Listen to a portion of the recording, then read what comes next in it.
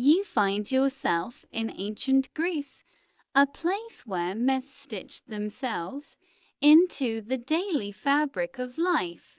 To understand why Dionysus, the god of wine and later the patron of theatre snacks, came to hold such an unusual and comforting place in the Greek imagination, you must first wander back to his earliest days, the strange story of his birth, his fragmented childhood, and how he always seemed to live on the margins of Olympus. Dionysus was not like other gods. Unlike Zeus, who had clear authority, or Athena, who sprang fully armed from her father's head, Dionysus arrived in the world through a path of accidents and complications. His mother, Semele, was a mortal princess from Thebes. The myth tells us that she became the lover of Zeus, the king of the gods. This pairing was not unusual. Zeus had many encounters, but what made Dionysus' story remarkable was what came after. Hera, Zeus' wife, was not pleased. Out of jealousy and cunning, she tricked Semele into asking Zeus to reveal his true divine form. Zeus complied reluctantly, and when he appeared in his blazing godly radiance, the mortal woman could not withstand it. Semele was consumed by the brilliance, leaving behind only a fragile, unborn child. Here, Dionysus' first art survival took place.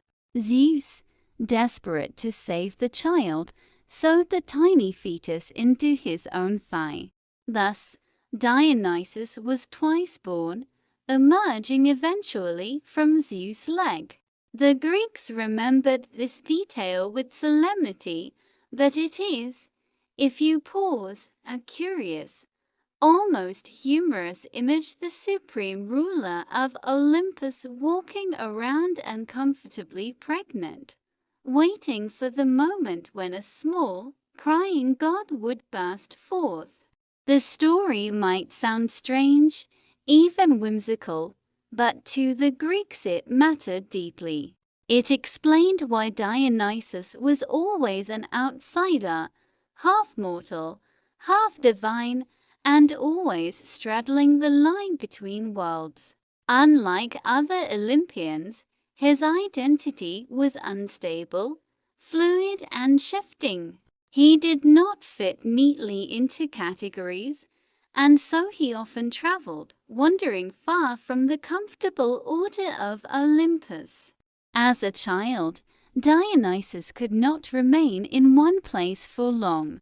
Hera still sought to destroy him, and so Zeus sent the baby away, disguised and hidden. Some myths say Hermes, the messenger god, carried him secretly to be raised by mountain nymphs. Other accounts place him in the care of Ino, Semele's sister, who disguised him as a girl to keep Hera from noticing. Each version stresses the same theme: Dionysus was protected, nurtured, and hidden by women, nymphs, and mortals, those who lived outside the central structures of power. Imagine, then, the young Dionysus in the wild hills of Greece, learning to walk not among gods on shining Olympus but among shepherds and villagers. His childhood was filled with ordinary things: the smell of goat herds, the quiet drip of springs in mountain caves, the rhythmic tasks of gathering grapes and figs. This was the background against which he began to form his strange and lasting connection to both the natural world and human festivities. Unlike Apollo, who represented order, clarity, and discipline, Dionysus grew up in the disorderly company of life's ordinary routines. As Dionysus grew older, his myths tell us, he began to discover certain plants and their powers. Chief among them was the grapevine. This humble plant would, in time, become his great gift to humanity. The Greeks believed that Dionysus was the one who showed mortals how to cultivate vines, press grapes, and ferment them into wine. But before we get to this grand cultural transformation, it is worth lingering here, in the quieter rhythms of his early life. Think of the mountain nymphs who supposedly nursed him. Their lives were slow, marked by seasons, much like the mortals who farmed and herded. They gathered wild herbs, watched the cycles of the moon, and taught the child god small lessons about endurance. To the Greeks, these nymphs represented a bridge between human daily life and divine mystery. Dionysus, brought up in such a setting, inherited the marginal, in-between quality. He was a god, yes, but one who learned the patience of tending vines and the modest comforts of rustic meals.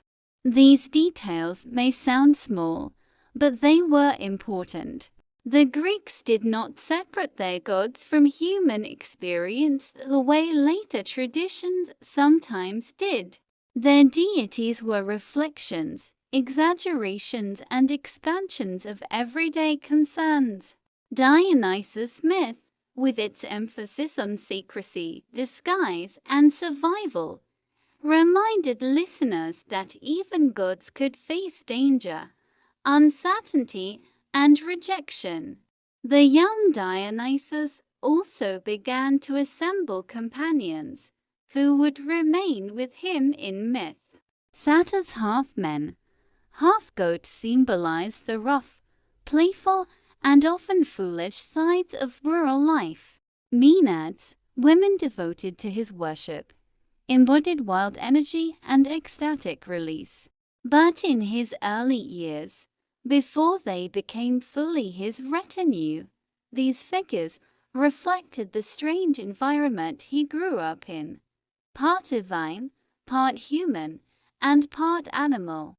One of the most peculiar elements of Dionysus' early story is how far he traveled. Unlike many gods who stayed rooted in Greece, Dionysus wandered eastward. Some myths describe him journeying as far as India, spreading the art of winemaking across lands unfamiliar to Greek audiences. Whether or not these tales reflected actual contact with distant cultures through trade, they reveal something else. Dionysus was a god of movement, migration, and cultural blending. He was not confined to the familiar landscapes of Greece. This is why, when later Greeks associated him with theater, it made a strange kind of sense. Theater, like Dionysus himself, was about stepping outside ordinary roles, taking on disguises, and traveling into other identities. His childhood of secrecy and disguise prepared him to embody that theme. But before theater, before the great festivals, Dionysus was just a child of misfortune, protected by the margins of society. You might imagine him sitting beneath a fig tree, listening to the hum of bees, tasting the first sweet grape juice that trickled from a crushed berry, and wondering what potential such a humble fruit might hold. It is, of course, only a myth. Yet myths reveal truths in their quiet, sideways way. Dionysus' strange birth, his nurturing in rural obscurity, his survival in spite of Hera's jealousy, all these details prepared the ground for the god he would become. They made him a patron not of war or wisdom, but of small delights, hidden resilience, and the strange joy of survival. And so, before Dionysus ever brought wine to humanity or snacks to the theater, he was a child of disguise, of wandering, and of the overlooked corners of life. But what exactly transformed him from this vulnerable figure into a god powerful enough to change Greek society forever? Section 2 turns our attention to how this strange, half-divine figure began to step into his role as a cultural transformer. The transition from vulnerable child to god of wine and festivity did not happen in an instant. It came slowly, through stories of discovery, wandering, and resistance. Dionysus' adolescence, if we can call it that, is described by myth as a restless period. He never seemed to have a home that lasted long. Wherever he settled, Hera's jealousy eventually reached him, forcing him to move again. This constant displacement gave him a quality unlike other Olympians. Apollo might be tied to Delphi, Athena to Athens, but Dionysus belonged everywhere and nowhere. For Greeks, this made him both unsettling and oddly comforting. He was the god who could appear in unexpected places, whose presence did not demand temples of marble but could be felt in the hillside vineyard or the noisy village festival. One of the earliest lessons attributed to Dionysus was his discovery of fermentation. Grapes themselves were not remarkable. People ate them fresh or dried them into raisins. But at some point myth credits Dionysus with the insight grapes, when pressed and left in containers, underwent a strange transformation. The juice became something more potent, something that could alter mood, loosen speech, and invite laughter. Now, in purely practical terms, fermentation had likely been discovered long before Greek myths solidified. Archaeological evidence suggests people in the Near East were fermenting grapes millennia earlier. But to the Greeks, it mattered less when the process began than how it was explained. By giving credit to Dionysus, they were recognizing the profound cultural shift wine represented. Consider the slow steps of this discovery. Grapes were crushed by hand or by treading them underfoot. The juice ran into clay vessels, perhaps amphorae lined with resin. If left sealed but not forgotten, the juice would bubble, shift, and take on a new character. The Greeks, like many ancient cultures, did not fully understand the microscopic yeast responsible, but they recognized the result. Wine carried both pleasure and danger. It could soothe the weary or stir the reckless. And so it needed a god, someone who could embody both the joy and the risk. Dionysus, still young in myth, began teaching mortals how to tend vines and ferment their harvests. Unlike grain, which demanded plowing and careful storage, vines grew best when left semi-wild, stretching over trellises or climbing naturally across slopes. To cultivate wine was to cultivate patience. It was not the immediate yield of bread, but a delayed reward. For a people who lived so close to the edge of survival, such a crop required faith and perhaps a bit of divine guidance. This connection to patience and transformation shaped Dionysus' image further.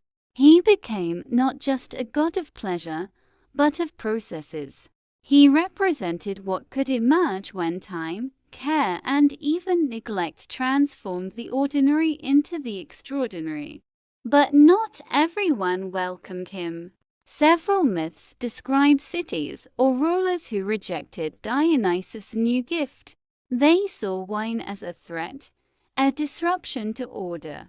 One famous story concerns King Pentheus of Thebes, who resisted Dionysus and attempted to suppress his followers, the Maenads. In these myths, resistance never ended well. To deny Dionysus was to deny a force too deeply woven into human nature, the desire for release, for laughter, for a break from rigid control. In these early conflicts, we see the outlines of what Dionysus would later symbolize. He was not a god of destruction, exactly, but of disruption. He reminded societies that control, discipline, and hierarchy could not smother the human need for joy.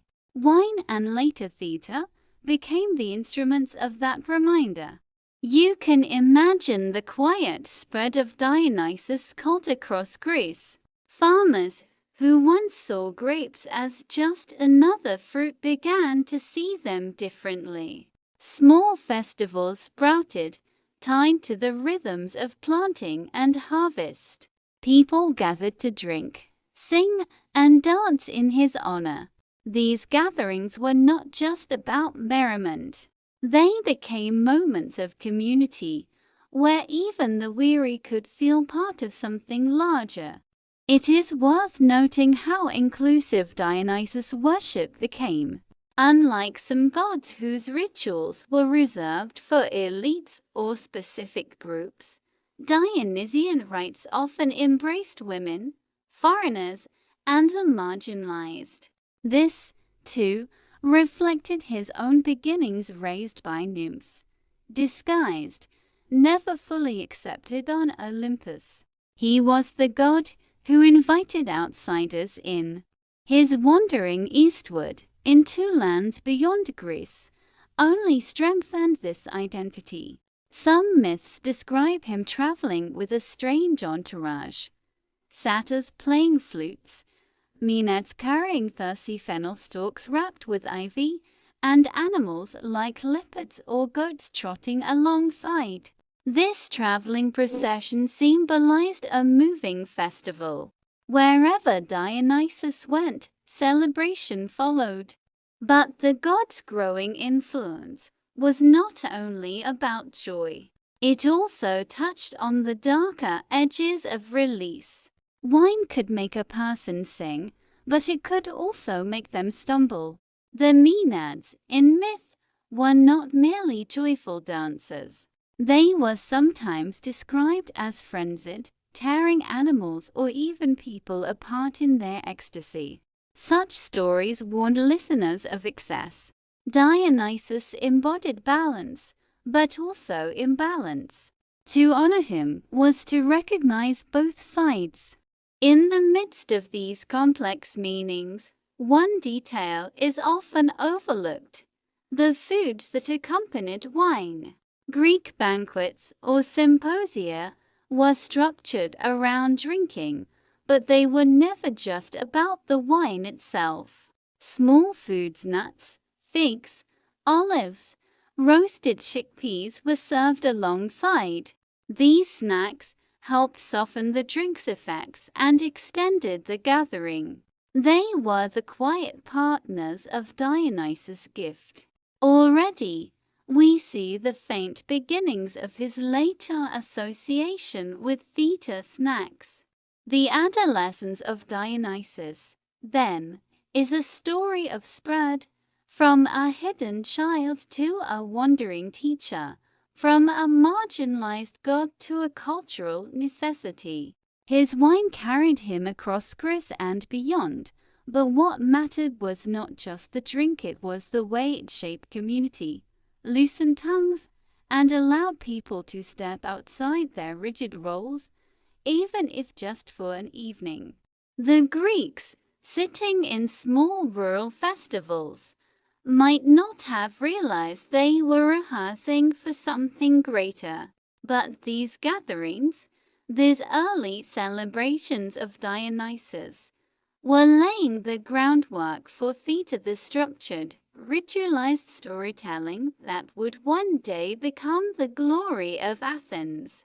And so we leave Dionysus here, in this stage of his life, no longer a hidden child, but not yet the god of theatre. He has brought wine, inspired festivals, and unsettled kings, but his story still holds one more great transformation. How, we might ask, did this wandering god of vines and wine become forever tied to the birth of theatre itself? Section 3: The childhood of Dionysus and his odd origins. When last we paused, Dionysus had grown from a wandering child into the restless god of wine. He had already brought mortals the secret of the grapevine, unsettled kings who resisted him, and established himself as a figure of joy, danger, and release. Yet one of the strangest turns in his mythic journey was still to come: his deep connection to theatre.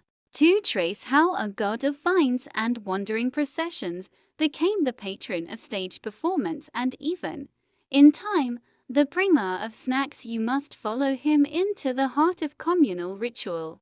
The link begins with festivals. The Greeks held many sacred gatherings, but the ones devoted to Dionysus stood out. They were called the Dionysia, celebrated in different forms across the Greek world. The rural Dionysia were smaller, village-based celebrations. These were modest in scale, marked by processions where locals carried baskets of fruit, jars of wine, and sometimes even large phallic symbols, symbols of fertility and humor. Songs were sung, laughter carried through narrow streets, and simple plays or skits began to take form. Later, in Athens, the city Dionysia became one of the most significant cultural events of the ancient world. For several days each year, the city paused normal life. Citizens, foreigners, and even resident aliens gathered to watch performances in honor of Dionysus. This festival was not just entertainment, it was a civic duty. Plays were funded by wealthy patrons as acts of public service, and attendance was expected of free citizens. Why Dionysus? Because theatre, like wine, was about transformation. To drink was to become other, to loosen the self. To act on stage was to take on a new role, to put on a mask, and to embody a life not one's own. In both cases, the ordinary boundaries of identity blurred. Dionysus, god of disguise and dual identity, was the natural patron. The earliest performances were not elaborate tragedies or comedies. They were choruses, groups of people singing dithyrambs, hymns in honor of Dionysus. These chants told stories of gods and heroes, accompanied by music and dance. Over time, the choral songs grew more complex. Soloists emerged, dialogues developed, and eventually, plays with structured plots were born. Yet even in the height of Athenian drama, when Sophocles or Euripides staged their works, the origins in Dionysian ritual remained clear. Imagine the theatre of Dionysus in Athens. It was an open-air structure carved into the slope of the Acropolis. Thousands of people sat on stone benches, the sky above them, the city behind. In the center was the orchestra, the circular space where the chorus performed. At the rear, a skene, or stage building, allowed actors to enter and exit, to change costumes, to transform. Masks exaggerated expressions, ensuring even those seated far away could read the emotions. All of this, the structure, the performance, the gathering of the city, was done in honor of the god who blurred boundaries. But the atmosphere was not only solemn. The plays, especially comedies, were filled with humor, satire, and at times crude jokes. The festivals included revelry, parades, and drinking. And here we begin to glimpse the other half of Dionysus' association: the snacks. For what is a long day at the theatre without something to eat? The Greeks, practical as always, knew the stomach could not be ignored. Audiences brought small foods to sustain themselves during performances that lasted hours. Olives, figs, nuts, and roasted chickpeas were among the most common. Sometimes bread or cheese was carried along. These humble foods were, in their way, offerings to Dionysus as much as the plays were. The god who gave wine also encouraged the small delights that made communal gatherings endurable. Thus, Dionysus' patronage of theater snacks is not as whimsical as it sounds. In the same way wine softened the harshness of life, small foods softened the endurance required for long performances. They represented moderation, balance, and the communal sharing of sustenance. To snack in the theater was to participate in the same spirit of festivity Dionysus embodied. The plays themselves, of course, were not all light-hearted. Tragedy, as the Greeks understood it, explored the weight of fate, the limits of human ambition, and the inevitability of suffering. Yet even here, Dionysus' presence lingered. To watch a tragedy was to undergo a kind of ritual catharsis, to feel deeply, to cry, to leave the theater purged. This was not so different from the intoxication of wine. Both experiences carried you out of yourself into something larger, only to return you afterward, changed but whole. And comedy, the other half of Athenian drama, was pure Dionysian play. Costumes, exaggerated bodies, jokes poked fun at politicians, and absurdity ruled. If tragedy reminded audiences of the limits of human life, comedy reminded them not to take those limits too seriously. Both forms, opposites though they were, found a home under Dionysus' patronage. One could argue that Dionysus was less a god of wine or theater specifically, and more a god of experience of what it meant to step outside oneself, whether through drink, dance, ritual, or performance. His childhood of disguise, his adolescence of wandering, and his adulthood of festivity all converged in this role. In Athens, the association between Dionysus and theater became permanent. The city poured resources into his festivals, and the greatest names of Greek drama composed works for his honor. Yet beyond the city, in villages and rural gatherings, smaller celebrations of Dionysus continued, marked by laughter, singing, and the ever-present foods that softened the wine. The god remained both elite and common, civic and rustic, solemn and joyful. It is striking how much of Dionysus' myth can be read as a reflection of everyday needs. People needed wine, yes, but also laughter. They needed ritual seriousness, but also comic relief. They needed festivals that bound the community together, but also moments of private delight. Dionysus offered all of these, wrapped in the figure of a god who never quite fit, who always carried the strangeness of being twice born.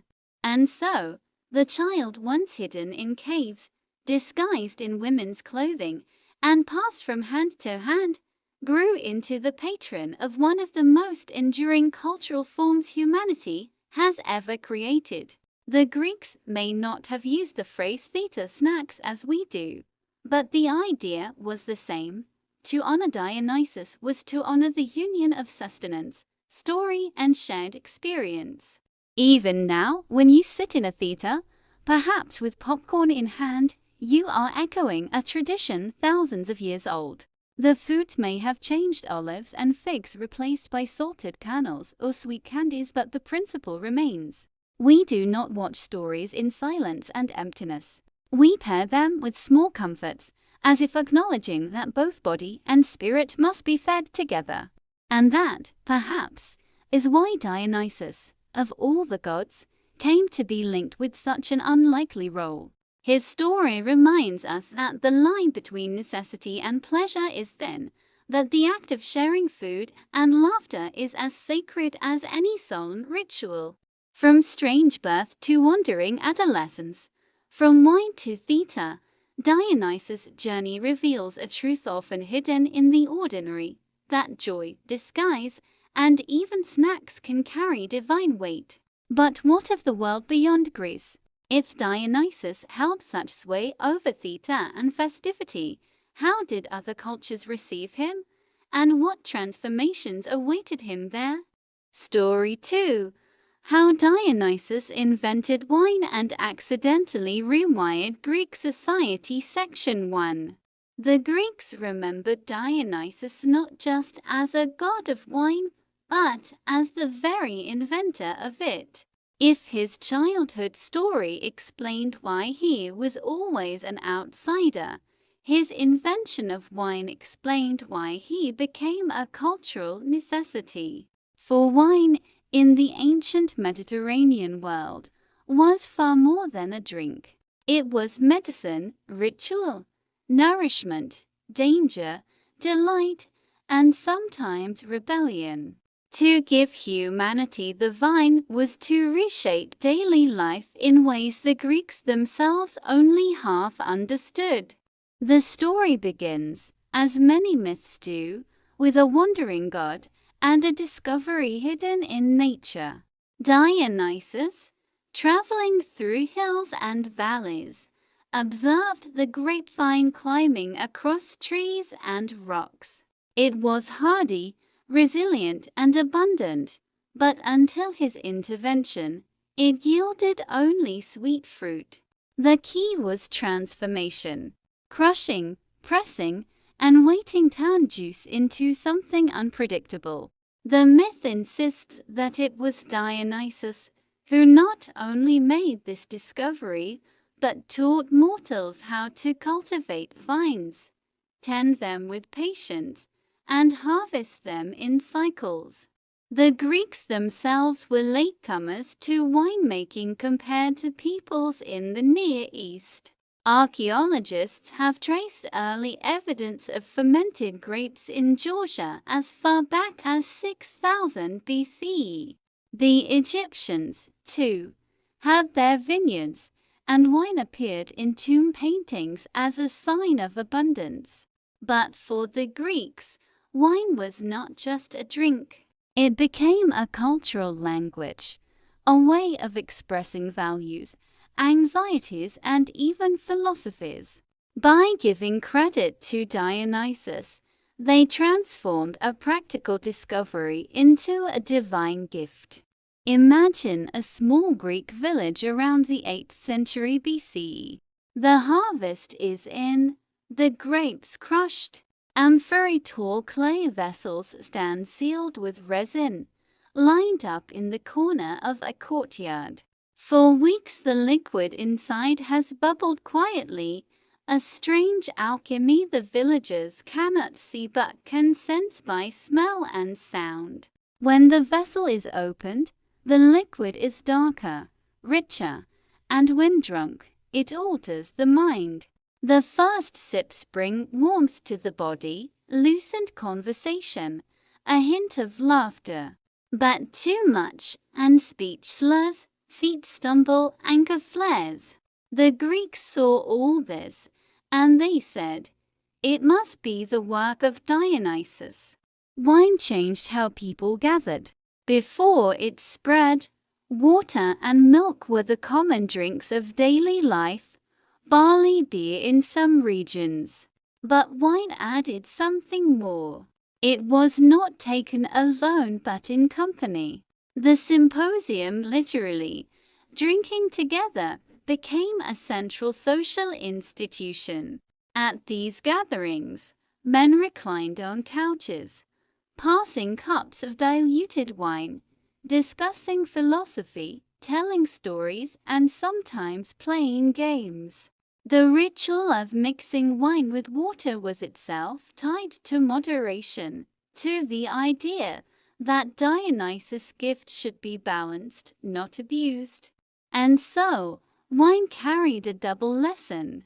On one hand, it represented civilization, the art of cultivation, patience, and measured enjoyment. On the other, it represented the risk of chaos, drunkenness, violence, and frenzy. To drink wine was to invite Dionysus into your company, and he might arrive as a gentle guest or a wild intruder. The Greeks knew both sides well. The introduction of wine also reshaped agriculture. Grapevines thrived in Greece's rocky soils and sunny slopes, land less suitable for grain but perfect for vines. Farmers learned pruning, trellising, and the rhythms of planting and harvest. The vine became not just a crop but a symbol. Vase paintings and mosaics show clusters of grapes, ivy leaves, and Dionysus himself, crowned with vines. A plant that had once been overlooked became a central marker of culture. But the impact of wine went beyond the field and the symposium. It touched religion. In Dionysian rituals, wine was not simply consumed. It was offered, poured out as libation to the gods, or shared in sacred feasts. In some rites, participants believed that drinking wine was a way of drinking Dionysus himself, of taking the god into their bodies. The act blurred boundaries between mortal and divine, a dangerous but alluring possibility. One striking example is the role of wine in funerary rituals. Greeks often placed vessels of wine in tombs or depicted it in grave reliefs. To them, it symbolized both the pleasures of life and the hope of continued festivity beyond death. In this way, Dionysus became not only a god of life but also a companion in death, a figure who promised that even the grave was not the end of celebration. Yet, not all responses to wine were enthusiastic. Some philosophers, like Xenophanes, criticized drunkenness, warning that too much wine corrupted judgment. Plato, in his Laws, devoted long passages to how wine should and should not be used. For him, controlled drinking could train citizens in self-discipline, but excess was a danger to the city. These warnings did not diminish wine's place. Instead, they confirmed how powerful it had become. To invent wine, as Dionysus had, was to invent a problem society would wrestle with forever. The spread of wine also carried political weight.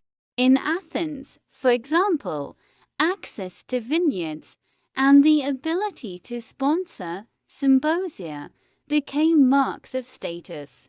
Wealthy citizens demonstrated their generosity by hosting drinking parties, hiring musicians, and serving delicacies alongside the cups of wine. To drink was not just to relax, it was to participate in the social fabric, to signal belonging. And yet, Dionysus' inclusive side lingered. His festivals, unlike elite symposia, welcomed the poor, women, and foreigners. Here again, his dual nature appeared, elite and common, ordered and chaotic. As centuries passed, the vine spread further. Greek colonists carried it to southern Italy, Sicily, and beyond. Wherever vines were planted, Dionysus traveled in imagination. The Romans would later adopt him under the name Bacchus, spreading his influence across the empire. But the Greek heart of the myth remained. This god had given humanity a plant that could change society itself. One of the most overlooked aspects of this transformation lies in the small, practical foods that accompanied wine. No symposium was complete without snacks, what the Greeks called tragomata. These included chestnuts, beans, lentils, figs, honey cakes, and olives. They were meant to soften the wine's strength and extend the evening. Over time, these humble foods became inseparable from the culture of drinking and, by extension, from Dionysus' gift itself. Without him, there would be no snacks at the theatre, no bowls of olives at the symposium, no roasted chickpeas in the hands of villagers celebrating his festivals. Thus, to say that Dionysus invented wine is not just to tell a story about fermentation. It is to acknowledge a chain reaction, new crops, new rituals, new philosophies, new dangers. A society once shaped by bread and barley became a society shaped also by vines and amphorae. And in this shift, the Greeks discovered not only pleasure but a god who embodied their own contradictions, discipline and chaos, inclusion and exclusion, joy and fear. We might ask, did Dionysus know, when he offered the vine, that he was rewriting how humans lived together? Did he imagine that one plant could transform not only farming but philosophy, religion, and politics? Or was it, as myths often suggest, a gift given without foresight, leaving mortals to manage both the blessings and the burdens? If Section 1 traced how Dionysus discovered and gifted wine, Section 2 brings us into the heart of how that invention reshaped Greek society. To say wine changed life in Greece is not a poetic exaggeration, it is a literal truth. From farming to religion, from philosophy to politics, the vine became one of the great organizers of human behavior. Dionysus, wandering god though he was, had anchored himself in the daily life of Greece in ways that few other gods managed. The first transformation was agricultural. Grapevines demanded new rhythms of labor. Unlike wheat or barley, which grew in vast fields and were harvested in a single season, vines required ongoing attention. They had to be planted carefully, pruned in the right season, protected from pests, and harvested at the proper moment. This was not subsistence farming, but cultivation for the long term. Families who planted vineyards thought not only of their own lifetimes, but of the generations who would inherit them.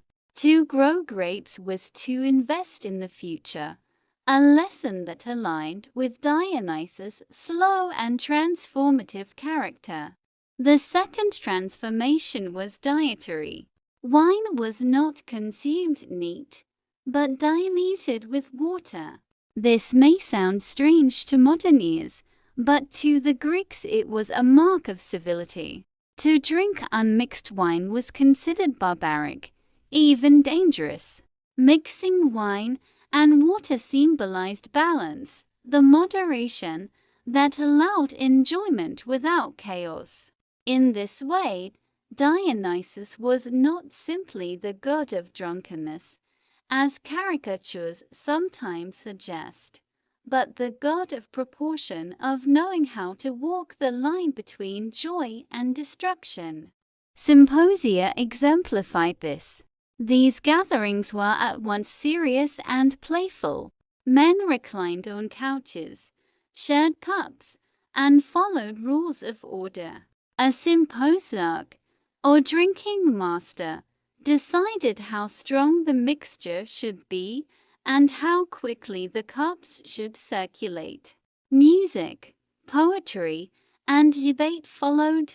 Ideas as profound as the nature of love in Plato's Symposium were discussed in rooms where laughter, singing, and clinking of cups mingled with philosophical reflection.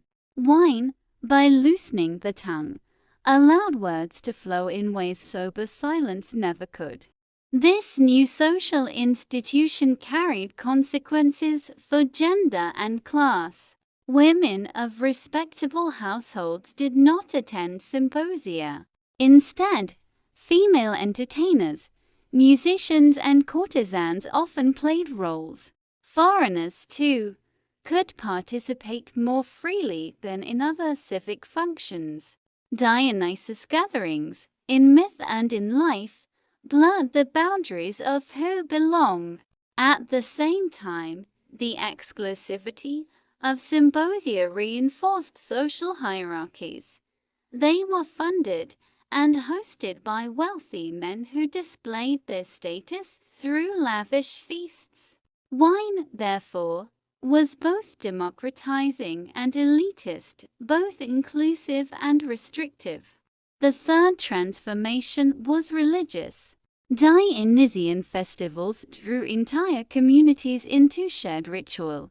In the countryside, villagers paraded with symbols of fertility, carrying jars of wine and singing hymns.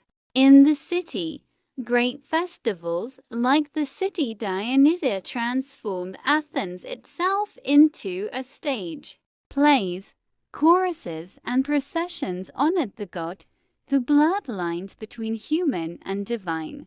For several days, ordinary business ceased, and the city collectively surrendered to Dionysus.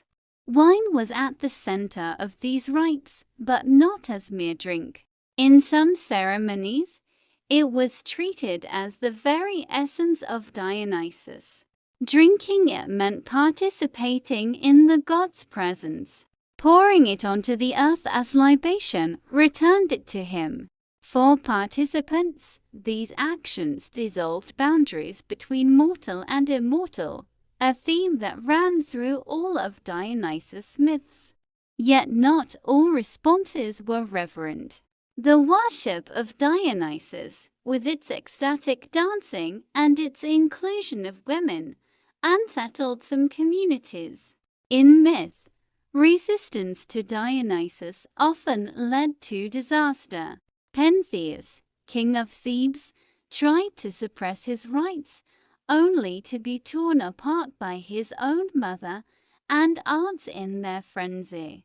This myth dramatized a truth the Greeks sensed: wine and ritual release could not be permanently controlled. To deny them was to invite collapse. The fourth transformation was philosophical. Greek thinkers wrestled with what wine did to the mind. Was drunken speech a window to truth, as some claimed, or simply folly? Plato considered wine both useful and dangerous.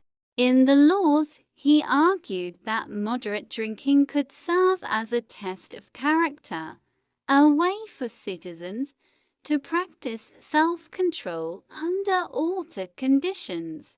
Others, like Aristotle, emphasized the balance between pleasure and virtue. What united these debates was the recognition that Dionysus' gift demanded thought, not just consumption. To drink was to confront questions of identity, control, and freedom. The fifth transformation was economic. Vineyards became valuable assets, traded across regions. Amphorae of wine moved along trade routes from Greece to Egypt, Italy, and beyond. Merchants marked amphorae with stamps to indicate origin and quality, and some regions, like Chios and Lesbos, became famous for their vintages. Dionysus, in this way, shaped not only village life but international commerce. His cult was carried with the amphorae, a divine passport traveling alongside the trade.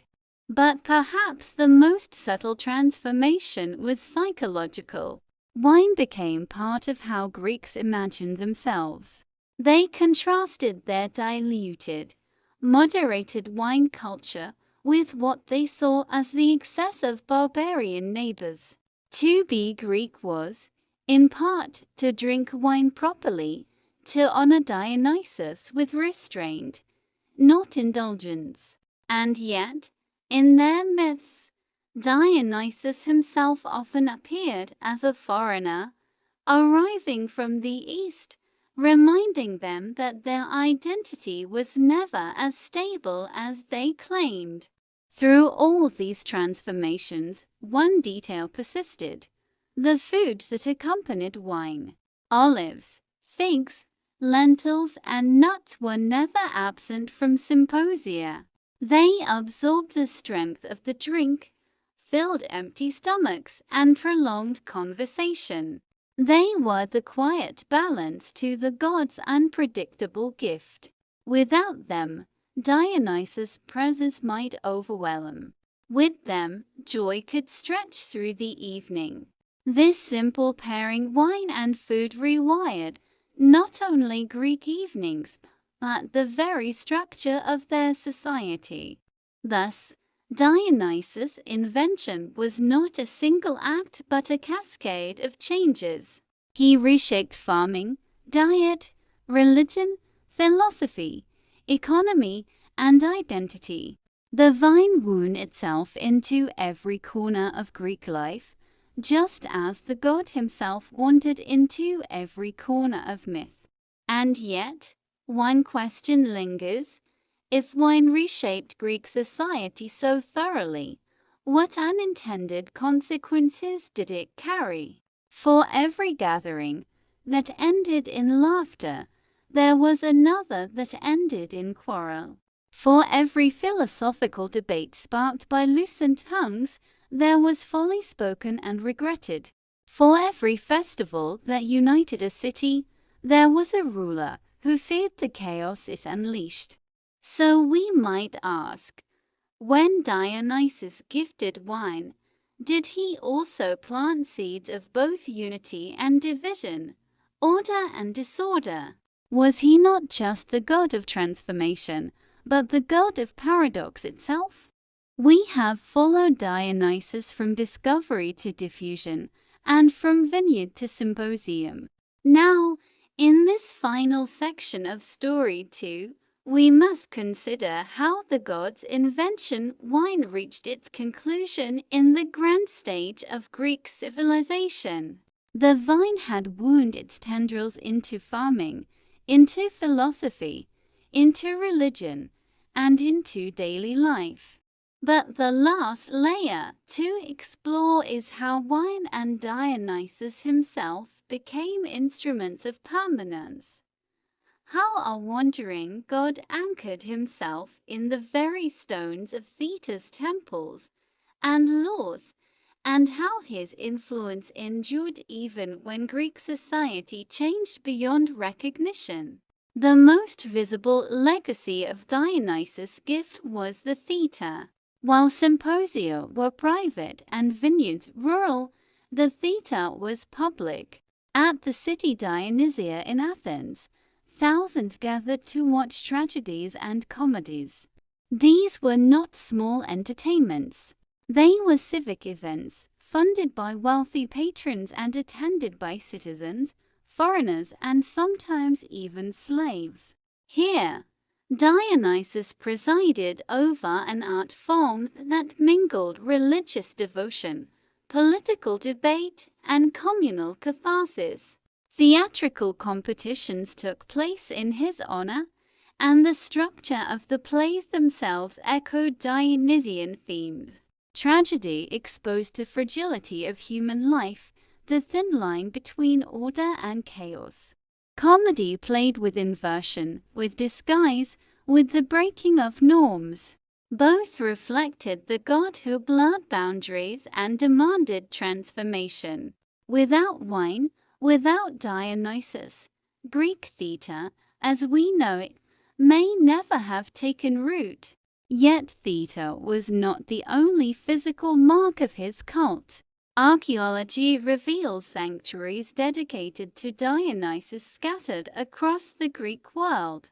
These were often modest compared to the grand temples of Zeus or Athena, but they were numerous, tucked into hillsides, groves, and city quarters. They were spaces where ritual dancing, singing, and drinking could unfold away from the strictures of civic life. In these places, wine was both symbol and tool, a way of dissolving barriers, just as the god dissolved them in myth. The persistence of these sanctuaries speaks to a broader truth. Dionysus was not easily confined to one role. He was not simply a god of wine, nor merely a god of theatre, nor only a foreign wanderer. He was all of these and more. His adaptability made him a deity who could not be ignored. When other gods seemed distant, Dionysus was tangible. His presence could be tasted, swallowed, and felt in the body. This bodily presence also meant danger. In myth, those who resisted Dionysus paid a price. We have already noted the story of Pentheus, but others exist, like Hergus of Thrace, who tried to drive the god away, went mad and destroyed his own family. These tales warned Greeks that wine's double-edged, its joy and its destruction was never far apart. To welcome Dionysus was to accept both gifts. To deny him was to invite worse. And yet, the Greeks did not worship blindly. They understood the risks and attempted to balance them. That is why dilution of wine was such a cultural obsession. To dilute was to acknowledge Dionysus while keeping him within bounds. To mix wine with food was to allow his presence without surrendering fully to frenzy. In this way, Greek culture did not suppress the god but managed him. Their society became a long negotiation with Dionysus, a balancing act between order and release. This negotiation had profound consequences for identity. To be Greek was, as mentioned earlier, to drink wine in a civilized way. When they encountered other cultures who drank beer or unmixed wine, they judged them through a Dionysian lens. Thus, the god shaped not only agriculture and ritual, but cultural boundaries themselves. He became a quiet measure of what it meant to belong. But perhaps the most curious legacy was intellectual. Philosophers like Plato and Aristotle wrestled with the paradoxes Dionysus embodied. Was drunkenness a state closer to truth or merely folly? Was theatre a distortion of reality, or a means to purify emotions? These questions did not fade. They echoed into later centuries, influencing Roman thinkers, medieval theologians, and even modern debates about art, ritual, and intoxication. Consider, too, the way wine became a metaphor. Poets used it to speak of love, of creativity, of divine inspiration. The Muses may have been patrons of art, but Dionysus was the spark that loosened the tongue. Without his presence, many argued, the flame of poetry might burn colder. Even philosophers who distrusted him could not entirely escape his influence. Economically, Dionysus' gift had by this point reached far beyond Greece. Greek merchants carried amphorae across the Mediterranean, and with them, stories of the god who had first brought the vine. Even when others adopted the plant, Dionysus traveled alongside it. He was exported with every shipload, his myths echoing as far as Italy, Egypt, and eventually Rome. There, he would be known as Bacchus, and his cult would take on new forms, sometimes embraced, sometimes feared. In this spread lies another paradox. The god of outsiders became universal. Dionysus, who arrived in Greece as a foreigner in many myths, left Greece as a cultural ambassador. His rituals and his drink were adopted and adapted, his myths reshaped but never erased. Few gods of the Greek pantheon proved so portable, so easily translated across borders. And so, when we step back, what do we see? Dionysus did not simply invent wine. He invented a system of relationships that touched every aspect of Greek life. The vineyard taught patience and continuity.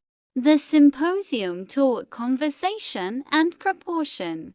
The theatre taught reflection and catharsis. The cult taught release and unity. The economy taught exchange and identity. At every level, the god's presence lingered, a reminder that no part of life was untouched by his gift. Yet, we must ask one final question.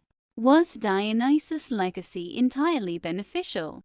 For all the joy of symposia, wine also fueled quarrels. For all the inspiration of theatre, it also spread illusions. For all the bonds of festivals, there was also the fear of frenzy. The god's invention carried contradictions that could not be solved, only managed. This, perhaps, is why Dionysus endured. He was not a simple god of harvest or war. He was not reducible to a single act. He embodied the tensions of human life: joy and sorrow, order and chaos, community and solitude. Wine was only the vessel through which these truths flowed. By drinking, the Greeks did not simply taste fermented grapes. They tasted paradox itself. And so, the story closes with reflection. Dionysus, wandering god, never stayed still. His cult moved across mountains, seas, and centuries.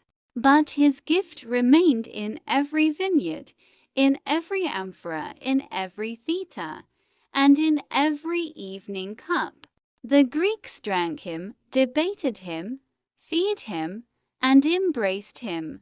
His invention was not just wine, it was the art of living with contradictions, of finding balance where none seemed possible. In that sense, Dionysus rewired not only Greek society but the very idea of what it meant to be human. To drink, to think, to celebrate, to question, all of it carried his trace.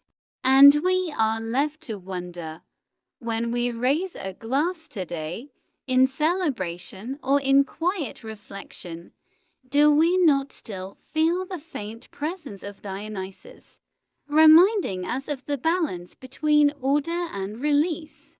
Story 3. Snacks of the Gods. Why Dionysus was linked to theatre food. Section 1. When most people think of Dionysus, they imagine goblets of wine, ecstatic dances, or perhaps masked actors reciting lines under the open sky of an ancient Greek theatre. But what often goes overlooked is something so ordinary, so familiar, that it slips under the radar: food. Specifically, the snacks and little bites that were part and parcel of gatherings in his honor. To modern ears, theatre snacks might summon images of popcorn and candy bars, but in ancient Greece, the connection between Dionysus, wine, and food at theatrical festivals was both symbolic and practical. The first thing to remember is that Greek theatre was not simply an evening's diversion. It was a civic, religious, and communal event that could stretch across several days.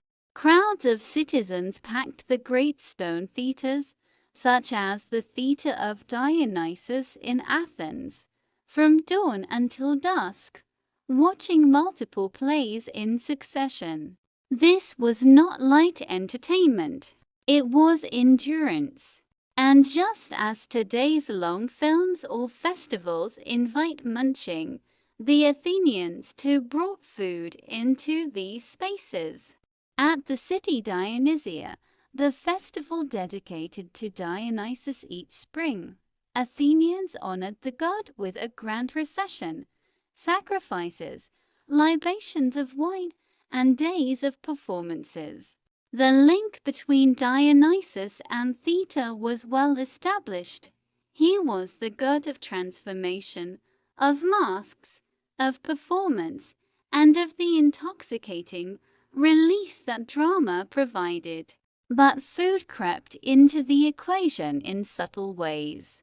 Eating during performances reflected the god's gift of abundance, his association with cultivated plants, and his knack for blurring the boundary between the sacred and the everyday.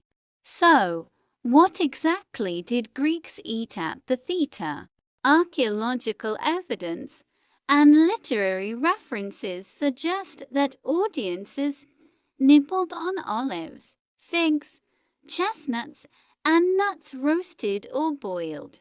Vendors sold cakes sweetened with honey, pastries filled with cheese, and sometimes even sausages.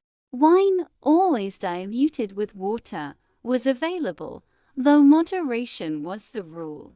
No one wanted a drunk audience disrupting the chorus. These were simple foods, portable and filling, perfect for sustaining hours of dramatic storytelling. The symbolism of these snacks went deeper than convenience. Many were directly tied to Dionysus' sphere. Grapes and figs were sacred to him. Both were fertility symbols. Both appeared in myth as gifts of the god to humanity. Figs in particular held curious associations with laughter, sexuality, and life force, all fitting themes for a deity of vitality and excess. To eat figs at the Theta was, in a sense, to honor the god not only through sight and sound but through taste. Chestnuts and nuts carried another symbolic resonance.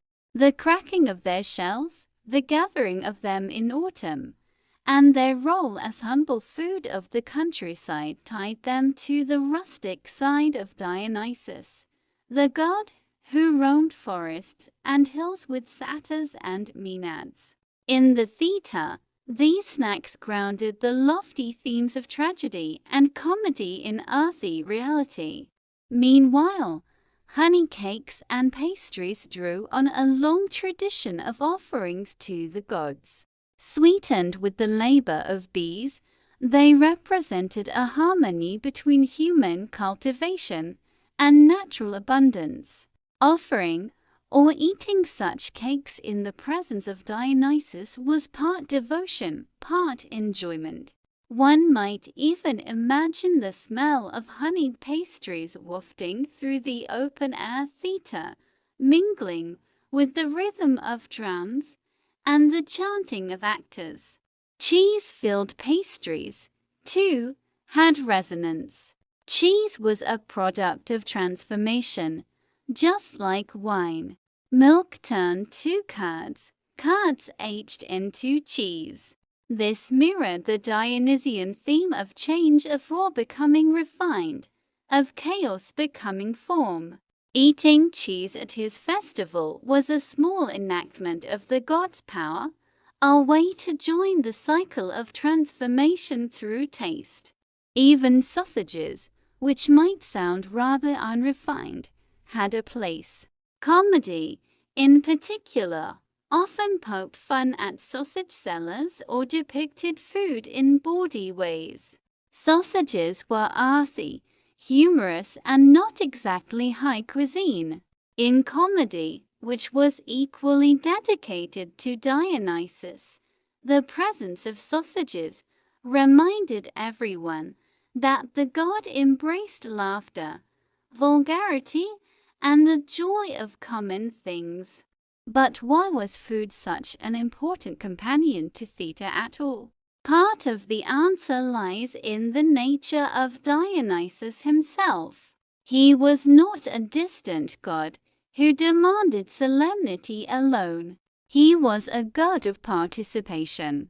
His worship often involved shared experiences, drinking together, dancing together, feasting together. Food at the theatre reflected this participatory spirit. Just as wine loosened the tongue and brought audiences closer in sympathy, food bound them in the act of eating together. There is also a practical side. Greek theatres could hold thousands, and plays might last for hours. An audience that went hungry would be restless. An audience with something to nibble on was more attentive, more engaged. In this sense, Dionysus' domain extended to logistics. He provided not only the inspiration for drama but the fuel to enjoy it. Still, the theatre was not a banquet hall. Eating remained casual, almost ritualized. There was no feasting at the plays as there was at a symposium. Instead, the snacks struck a balance between nourishment and restraint. They reminded the audience of Dionysus' abundance without tipping into excess. They were a microcosm of his paradoxical nature, generous but measured, earthy but divine. This connection between Dionysus and theatre food also illustrates something broader about Greek religion. Worship was not confined to temples or sacrifices. It pervaded daily life. Eating figs in the theatre was not just eating, it was a small act of devotion. Drinking diluted wine during a comedy was not merely thirst-quenching, it was honoring Dionysus by partaking in his gift correctly. The boundary between ritual and routine dissolved, much as Dionysus himself blurred boundaries. Interestingly, the very act of munching during a performance also reflected the layered nature of theatre itself. Just as actors wore masks to play gods, kings, or fools, the audience layered its experience, watching tragedy while crunching chestnuts, listening to comedy while chewing sausage. The mix of the profound and the ordinary was part of the charm and part of the god's domain. And so, theatre food became a cultural symbol. It was not a side detail, but an expression of how Greeks wove the divine into the practical. Dionysus was not only honored in the grandeur of the chorus or the solemnity of sacrifice, but also in the sweetness of honey, the saltiness of olives, and the crunch of nuts. When we reflect on this, we might see a strange continuity with our own habits. We, too, bring food to long performances, popcorn at the cinema, peanuts at the ball game, even a thermos of coffee at a lecture, all reflect the same impulse: to fuse the act of watching with the act of eating. Dionysus may not hover over our multiplexes, but the instinct is the same. We consume stories with our eyes and eat while we consume food with our mouths. The Greeks, of course, framed this instinct within their theology. For them, Dionysus was the unifying principle, the god who bound performance, food, and drink into a single festival of the senses. He was the bridge between the actor's mask and the spectator's fig, between the chorus cry and the clink of amphorae. Thus, the humble theatre snack, so easily overlooked, becomes a key to understanding Dionysus' enduring role. He was not merely the god of wine, but of all those small acts that connect people to each other and to the divine. In the flick of a honey-dripping cake, in the peel of a fig, in the shared laughter at a sausage joke, he revealed himself. And so we close section 1 with a gentle thought. The next time we sit in a theatre with some snack in hand, perhaps we are unknowingly echoing an ancient pattern. We participate, as the Athenians once did, in a ritual older than the stage itself. We are honoring, in our own quiet way, the God who taught humanity not just to drink, but to taste, to share, and to enjoy the stories told in the company of food. Section 2. The ritual meaning of theta snacks. When we think about food, we often reduce it to nourishment, a practical matter filling the stomach. But in the ancient world, and especially within the cult of Dionysus, food was never just food. Every bite had symbolic layers, every taste hinted at the divine. In the context of the theatre, those sprawling festivals where tragedy and comedy unfolded under the Mediterranean sun, snacks became more than casual munching. They were quiet acts of ritual. To grasp this, we need to remember that ancient Greek religion did not always draw a sharp line between the sacred and the ordinary.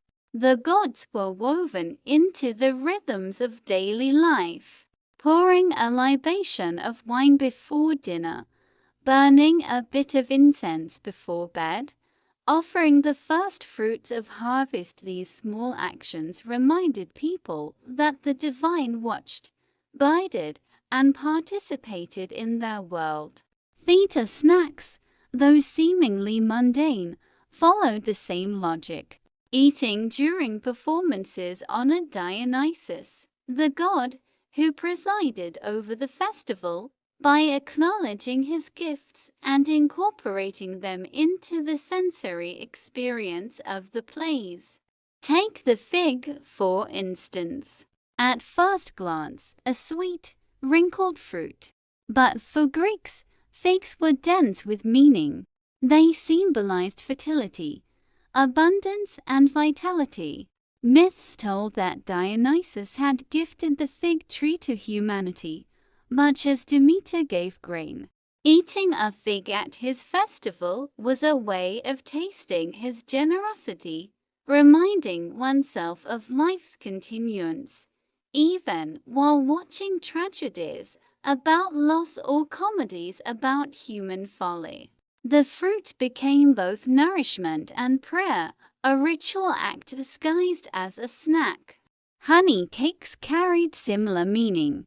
Honey was considered a divine substance, the product of bees who were thought to act under divine inspiration. Offering honey to the gods was an old practice, one that bridged mortal effort and nature's mystery. When an audience member unwrapped a small cake at the city Dionysia, they weren't just staving off hunger. They were partaking in an offering that echoed sacrifices at altars.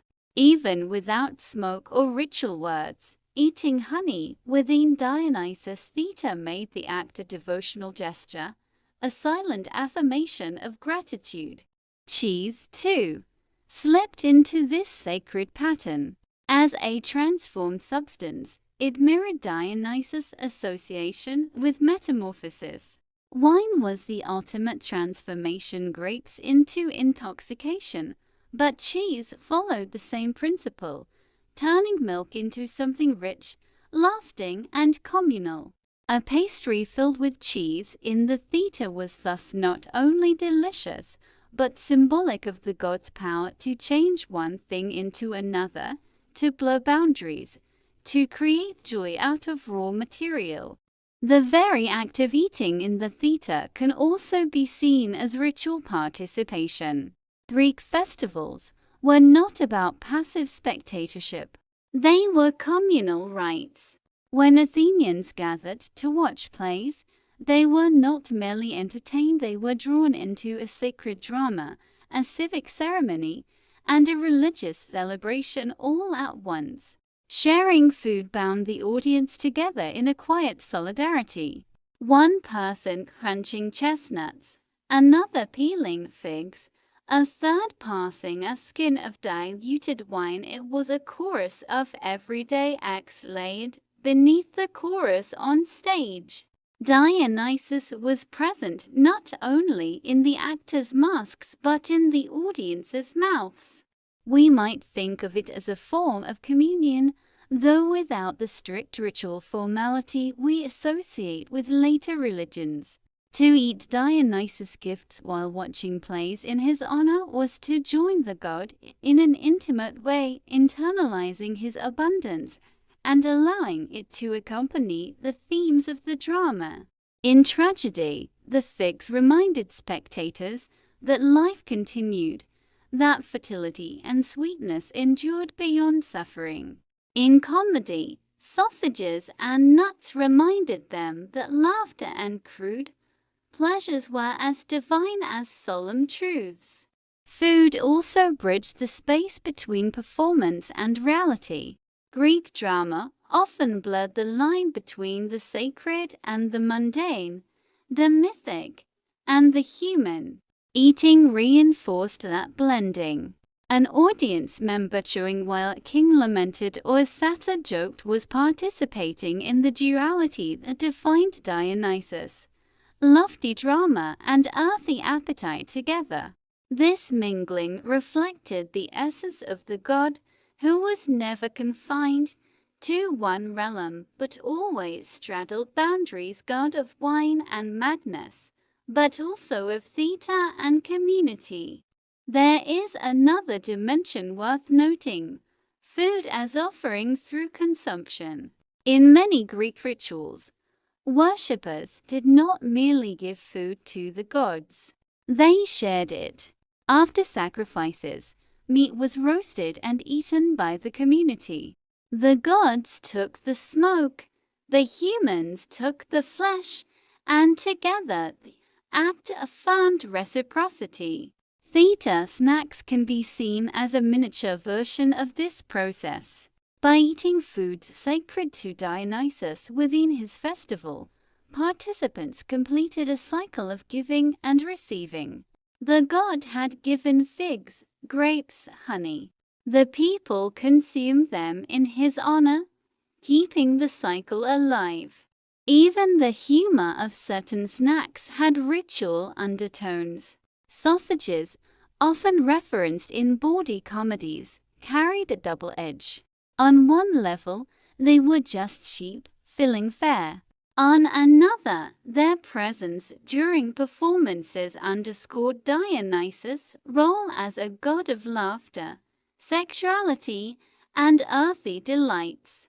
Eating such food during plays was a way of acknowledging his permission, his blessing for humans to laugh at themselves, to embrace the vulgar alongside the sublime. We might imagine the theatre, then, not only as a stage for plays, but as a great, open temple where food, drink, and performance converged. Every sound, the chorus chanting, the audience crunching, the vendor shouting, became part of a ritual symphony. Dionysus was honored in every gesture, large and small. And importantly, this ritual meaning did not require conscious thought every time. People did not need to remind themselves, this fig is sacred. Rather, the meaning was embedded in the culture, quietly shaping behavior and infusing ordinary acts with divine resonance. Just as pouring a libation before dinner was automatic, eating a fig at the festival carried a sacred charge without needing explanation.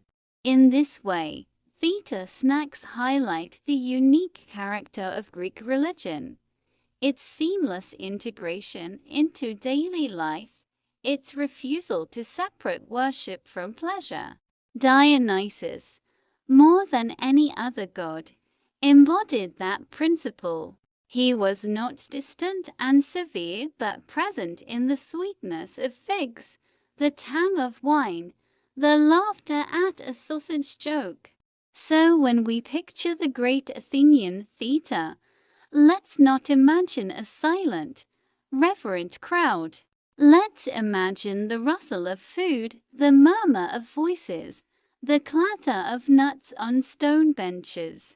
It was a living ritual, not a hushed service, and in that livingness lay the heart of Dionysus' worship.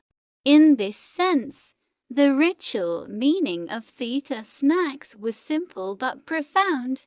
To eat was to join the god, to taste was to honor him, and to share food in the theater was to weave one's ordinary body into the extraordinary fabric of divine celebration. Section 3. From ancient snacks to modern theater traditions. When the lights dim in a modern cinema, and you hear the faint rustle of popcorn bags or the crack of candy wrappers, you are, whether you realize it or not, participating in a tradition with roots as old as theater itself. The ancient Greeks may not have known popcorn, but the impulse to eat while watching performance has been remarkably enduring. It is one of those cultural threads that stretches across millennia, changing its flavor but never losing its purpose. To understand this continuity, we need to step back and think about why humans pair food with performance in the first place. The answer is practical on one level. Festivals in Athens lasted hours, sometimes days. Sitting on stone benches from morning until evening demanded sustenance.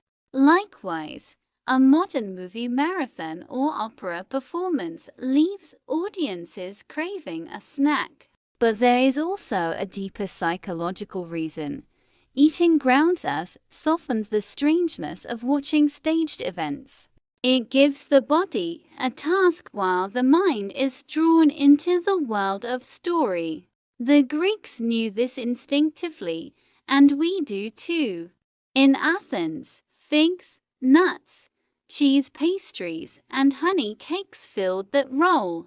They were portable, easy to eat with the fingers, and tied to Dionysus' mythic gifts. In Rome centuries later, theater food expanded into a more boisterous affair. Audiences at gladiatorial games or comedies munched on olives, sausages, and bread rolls. Vendors circulated through the stands, not unlike popcorn sellers in a baseball stadium. Food and performance were bound together in a shared rhythm of consumption, noise, and attention. Move forward another 1,000 years, and we see echoes in medieval festivals and mystery plays. Performances were tied to feast days, and food was everywhere: meat pies, roasted nuts, sweetmeats. Watching theater while eating was never considered unusual. In fact, sharing food with fellow townsfolk was part of the point, a communal experience that combined body, story, and spirit. Dionysus himself had faded, but the idea that art and appetite belonged together endured. By the 18th and 19th centuries, as theaters became more formalized, attitudes toward food began to shift. In the grand opera houses of Paris or Vienna, food in the audience was frowned upon. Decorum demanded silence and stillness, and elaborate intermissions provided the time for refreshments. Yet even here, the old instinct persisted. Champagne glasses clinked, ices were served, and roasted nuts could still be found in lobbies. People may have moved the eating out of the performance hall, but they did not give it up. It was with the arrival of cinema in the late 19th and early 20th centuries that eating and performance fully reunited in a way reminiscent of Dionysian festivals. Movie theaters quickly realized that selling snacks was not only tolerated by audiences, but expected. Popcorn, in particular, became iconic because it was inexpensive, noisy, and aromatic, a food that, like figs or honey cakes, filled the air with its presence as much as the mouth. To sit in a cinema without the smell of popcorn is, even today, almost unimaginable. We could even argue that popcorn is the modern fig, a humble, easily prepared food elevated by association with performance. Just as Athenians would recall Dionysus when tasting figs during a play, we recall the ritual of cinema itself when tasting popcorn. The flavor brings us into the atmosphere of performance, linking the act of eating with the act of watching. There is also the matter of symbolism, even if we no longer phrase it in mythic terms. Sweet foods in theaters, candy, chocolate, caramel corn serve as indulgence, a reward for leisure, much as honey cakes did.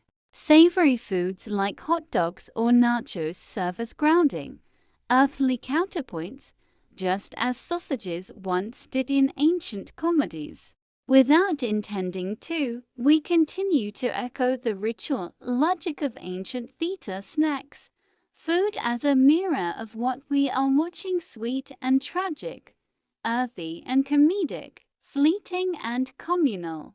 The persistence of food in theater-going also tells us something about the human experience of art. Drama and performance can be overwhelming.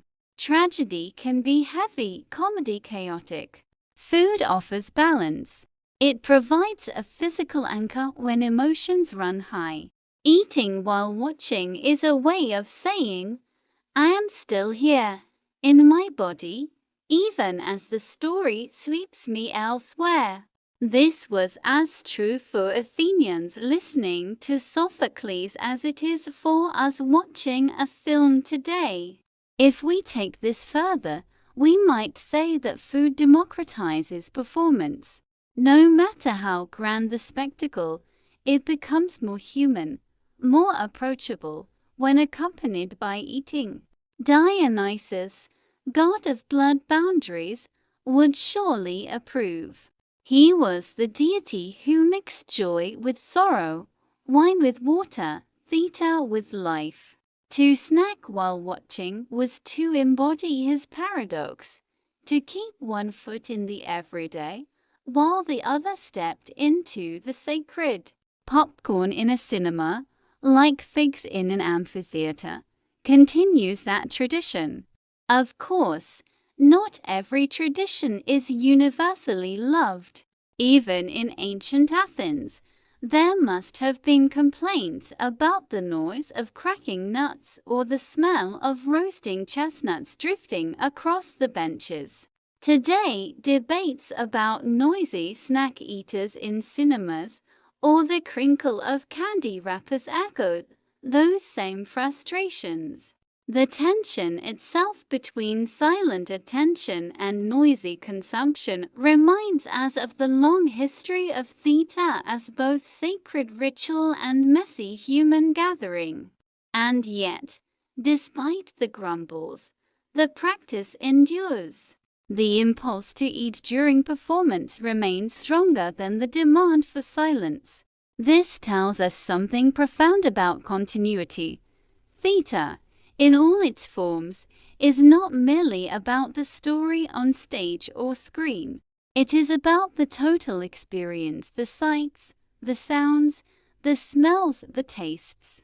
A fig in Athens, a sausage in Rome, a nut at a medieval fair, a box of popcorn in a multiplex, they are all chapters of the same story. Perhaps that is the ultimate legacy of Dionysus. He was not a god who separated art from appetite, sacred from profane. He fused them, demanded that humans embrace both at once. And so we do, centuries later, often without knowing why. When we open a box of candy in a cinema or sip a drink during an intermission, we are honoring him in our own quiet way. The ritual of theater snacks, born in the stone benches of Athens, continues in the padded seats of our cinemas. It has changed flavors, but its meaning has not. To eat while watching is to join a community, to honor a tradition, and to bridge the divide between art and life. Dionysus remains with us, not in name perhaps, but in the crunch of popcorn, the sweetness of candy, and the shared murmur of an audience doing what audiences have always done: watch, listen, and eat. So the next time you unwrap a snack in a darkened theater, consider this: you are participating in a ritual older than Rome, older than opera, older even than history as we usually tell it. You are part of Dionysus' feast, still ongoing, still alive.